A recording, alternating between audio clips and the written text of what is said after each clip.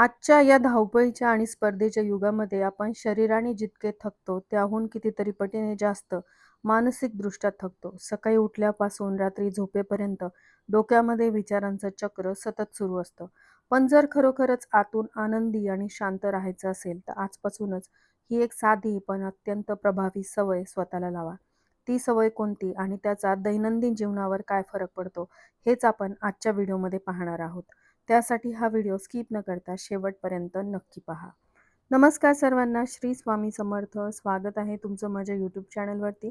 आजचा दिवस तुम्हाला खूप छान सुखाचा, समाधानाचा जाऊ देत. हीच मी स्वामींच्या चरणी प्रार्थना करते आणि आजच्या या नवीन व्हिडिओला सुरुवात करते. तर आजच्या दिवसाची सुरुवात ही सकाळी सकाळी झालेली आहे आणि सकाळी उठल्याबरोबर आधी डब्याची तयारी मी करत आहे. तर इथे मी बनवणार आहे हिरव्या मुगाचे थालीपीठ. तर त्यासाठी हिरवे मूग घेतलेले आहेत, हिरवी मिरची, कोथिंबीर घेतलेली आहे आणि हे सगळं आता एकत्र मी मिक्सरला बारीक फिरून घेणार आहे. दिवसाची सुरुवात ही सकस आहाराने केली तर संपूर्ण दिवस हा ऊर्जेने भरलेला असतो. त्यासाठी आपल्या आहारामध्ये प्रोटीन म्हणजेच प्रथिनं असणं आवश्यक आहे. प्रोटीन हे आपल्या शरीराचे बिल्डिंग ब्लॉक्स मानले जातात. शरीराची योग्य वाढ होण्यापासून ते स्नायू बळकट ठेवण्यापर्यंत प्रोटीन महत्त्वाची भूमिका बजावतात. म्हणूनच आजच्या दिवसाची सुरुवात मी हिरव्या मुगांच्या पराठ्यांनी केलेली आहे. दिवसभरातील कामामुळे होणारी स्नायूंची झीज भरून काढण्यासाठी प्रोटीनची सर्वात जास्त गरज असते. जे लोक नियमित व्यायाम करतात त्यांच्यासाठी हे अतिशय आवश्यक आहे. आपल्या शरीराचे आजारांपासून रक्षण करणाऱ्या अँटीबॉडीज तयार करण्यासाठी प्रोटीन मदत करतं. यामुळे रोगप्रतिकारक शक्ती मजबूत होते. प्रोटीनयुक्त आहार घेतल्याने पोट जास्त वेळ भरलेले राहते आणि वारंवार भूक लागत नाही आणि यामुळे वजन नियंत्रणात ठेवणे देखील सोपे होते.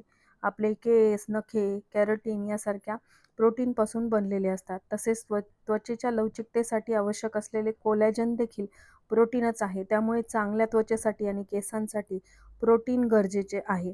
ऊर्जा मिळवण्यासाठी जरी कार्बोहायड्रेट्स हे ऊर्जेचे मुख्य स्रोत असले तरी गरज पडल्यावर शरीर प्रोटीनचा वापर इंधन म्हणून करते.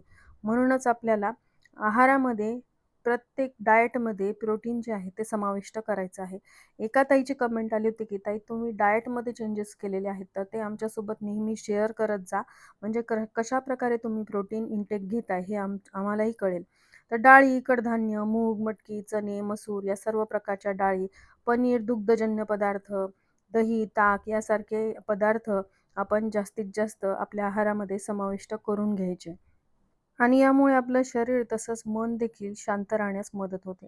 सगळ्यात महत्त्वाचं म्हणजे शांत मनासाठी वीकली मील प्लॅनिंग करणे देखील महत्त्वाचं आहे. आठवडाभराची जेवणाची तयारी आधीच करून ठेवली तर वेळेवरती चिडचिड होत नाही, मन देखील शांतपणे काम करू शकतं. तर त्यासाठी मी हा आलू आणि काळ्या चण्याच्या टिक्कीज ज्या आहेत त्या बनवून ठेवलेल्या आहेत आणि तो व्हिडिओ तुम्ही बघितला नसेल तर नक्की बघा. वीकली मील प्लॅनिंगच्या व्हिडिओमध्ये डिटेल रेसिपी तुम्हाला याची मिळून जाईल. तर आज ना मी बेसनामध्ये ही टिक्की डिप करून याला शॅलो फ्राय करणार आहे. याऐवजी तुम्ही कॉर्नफ्लोअरमध्ये देखील डिप करून तिला डीप फ्राय किंवा शॅलो फ्राय करू शकता आणि हव्या तशा पद्धतीने मुलांना तुम्ही खायला देऊ शकता. म्हणजे सँडविचमध्ये रॅप करून द्या किंवा तुम्ही जर पोळी बनवली असेल तर पोळीमध्ये रॅप करून द्या. आता रॅप कसा बनवायचा यावरचा पण व्हिडिओ मी शेअर केलेला आहे. पण आजच्या व्हिडिओमध्ये मी सँडविच बनवणार आहे. त्यामुळे सँडविचची रेसिपी मी शेअर करणार आहे. तर इथे ना मी 2 ब्रेड स्लाईस घेतलेल्या आहेत. मी त्याला टिफिनमध्ये हा प्रोटीनयुक्त असा ब्रेकफास्ट मी देणार आहे आणि आमच्यासाठी मात्र मी हिरव्या मुगाचे थालीपीठ किंवा पराठे जे आहेत ते बनवणार आहे. तर इथे घेतलेल्या आहेत 2 ब्रेड स्लाईस आणि ही टिक्की जी आहे ते दोन्ही साईडनी मस्त अशी खरपूस शॅलो फ्राय करून घेतली आणि तर ही टिक्की आता थंड होईपर्यंत, म्हणजे एकदम गरम टिक्की पण आपण ब्रेडमध्ये टाकली तर ब्रेड जे आहे ते असं खूप मऊ होऊन जातं.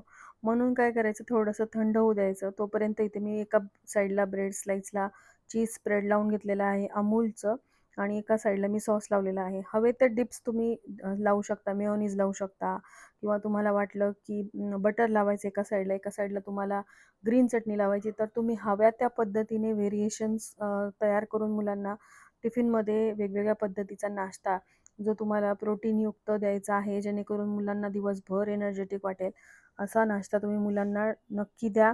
टिफिनमध्ये द्या किंवा ते घरून खाऊन जात असतील तर उत्तमच आहे.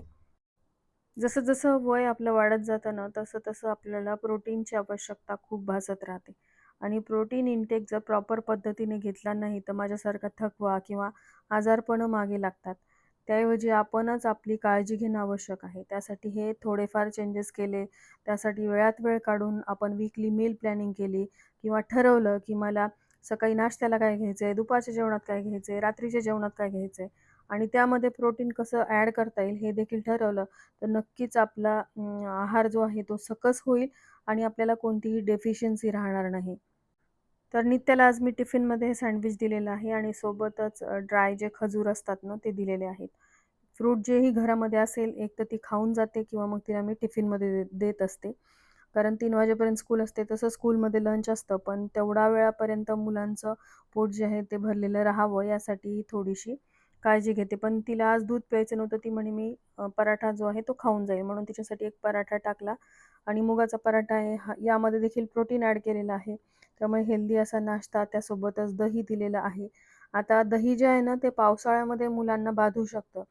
पावसाळा म्हणजे थंडीचे दिवस असतील आणि अशा वेळेस मुलांनी दही खाल्लं ना, तर मुलांना सर्दी, खोकला होण्याचे चान्सेस असतात. त्यामुळं काय करायचं, दही देत असताना त्यामध्ये थोडंसं कोमट दूध तुम्ही ॲड करू शकता किंवा कोमट थोडंसं पाणी ॲड करायचं. यामुळे दही जे आहे ना, मुलांना किंवा आपल्यालाही बाधत नाही.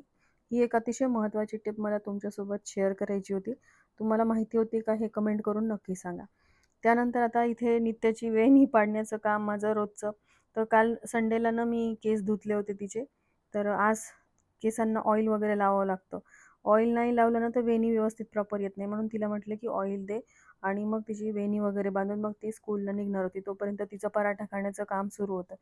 मुलांना कधीही शाळेमध्ये उपाशी पाठवायचं नाही.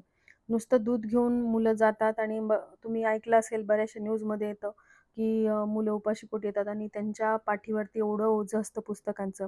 त्यामुळे हार्टचे इश्यूज मुलांना होतात. त्यामुळे काहीतरी खाऊन मुलांना पाठवलं ना, तर मुलांना काही प्रॉब्लेम येत नाहीत. आता सगळा माझा नाश्ता, स्वयंपाक वगैरे आवरला. त्यानंतर ही काल रात्री मी मटकी भिजू घातली होती. आता याला मोड येण्यासाठी मी या मोल्डमध्ये ठेवलेलं आहे. खूप छान आहेत हे मोल्ड मला फार आवडतात. कारण यामध्ये आपल्या मुगाला किंवा मटकीला जे आहेत ते छान मोड येतात. तर जसं मी तुम्हाला सांगितलं, की प्रोटीन जास्तीत जास्त घेण्याचं मी ठरवलंय. मग असं नाही, की प्रत्येक वीकला तेच प्रोटीन घ्यायचं. मग व्हेरिएशन आणायचं. जसं मागच्या आठवड्यामध्ये मी थोडंसं वेगळं डाएट ठेवलं होतं. या आठवड्यामध्ये थोडंसं वेगळं बदलून-बदलून तुम्ही घेतलं ना, तर तुम्हालाही बोर होत नाही. पण तुम्हाला सांगू का, काळे चणे जे आहेत ना, ते आहारामध्ये समाविष्ट करायचे. आठवड्यातून 3 दिवस तरी काळे चणे हे आपल्या नाश्त्यामध्ये म्हणा किंवा दुपारच्या जेवणामध्ये सॅलडच्या फॉर्ममध्ये असायलाच हवेत. तर असो, आता एक महत्त्वाची गोष्ट मी सांगते म्हणजेच आपला विषय जो आहे मनःशांती. मनःशांती म्हणजे आयुष्यामध्ये कोणतीच अडचण न येणं असं नाही. मनःशांती म्हणजे अडचणी आल्या तरी त्यांना शांतपणे, समजूतदारपणे सामोरं जाण्याची क्षमता.